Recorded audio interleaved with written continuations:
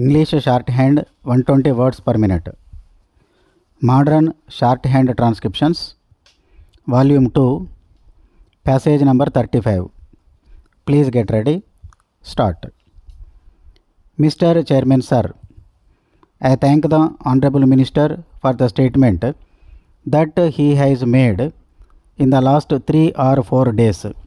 Important segments of the international press have carried reports about the economic management in India, and these are not very flattering reports. I may be wrong, but one of the important financial newspapers, the Financial Times of London, said that India was heading for a crisis. There is a growing concern among India's friends abroad and interested public opinion about the way our economy is being managed. The Honorable Minister has high credentials. I respect him, but it is my duty to point out to him that the way the disinvestment process is being carried out, it does not inspire confidence. Last year, this government set for itself a target of rupees 10,000 crores, but it collected, I believe, less than rupees 2,000 crores.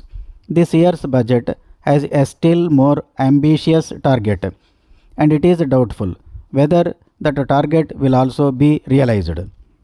As far as the process of budget making with this government is concerned, it has become a norm that high promising high targets are laid at the time of the budget, but when the revised estimates come, sights are lowered, and when the accounts figures become available, I think quietly sights are further lowered.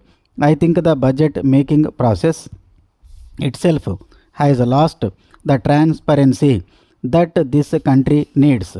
Sir, with regard to the disinvestment process, we are not against disinvestment per se. We started this process. We do recognize that in the situation in which the country is placed, there is a role for disinvestment. The Honorable Minister has himself mentioned that although this government is trying very hard, there are not many takers for a large number of public sector units. This is a reflection, among other things, on the way our economy is being managed. You look at the valuation today of the national assets like VSNL and MTNL, and I submit to you, sir, and through you to the government, that if the market values of their shares have come down, it is basically because of the confused thinking of this government in formulating basic policies with regard to telecom and other sectors. But I am not going into the broader issues of economic policies. I was on the point that we are not against disinvestment per se, but in the given situation in our country, where nearly 80% of India's financial sector happens to be in the public sector, a large scale program of disinvestment cannot succeed unless you are willing to hand over a large number of these assets to foreigners, and on that point there is no consensus. So I think the first point that I do wish to make is that you have to set your sight with regard to disinvestment at realistic levels. It is no use that at the time of budget making you give rise to expectations which you yourself know that they will not be realized. The second point that I wish to make is that a policy of disinvestment should not be viewed in isolation. It should be viewed as an integral part of reforming and restructuring the public sector as a whole. I said that even if you wanted to sell the entire public sector to the private sector, I do not think the private sector in this country has the resources to buy those assets. So it is obligatory that we should spell out clearly what is it that we are trying to do. I submit to the minister that when we say that this government does not have a transparent disinvestment policy, our objection is that you are not viewing disinvestment as a part of a total process. In particular, sir, I would like to once again go back to the basic issues.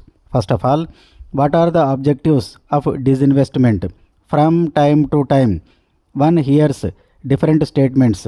Ministers come, ministers go. At the time of budget also, statements are made.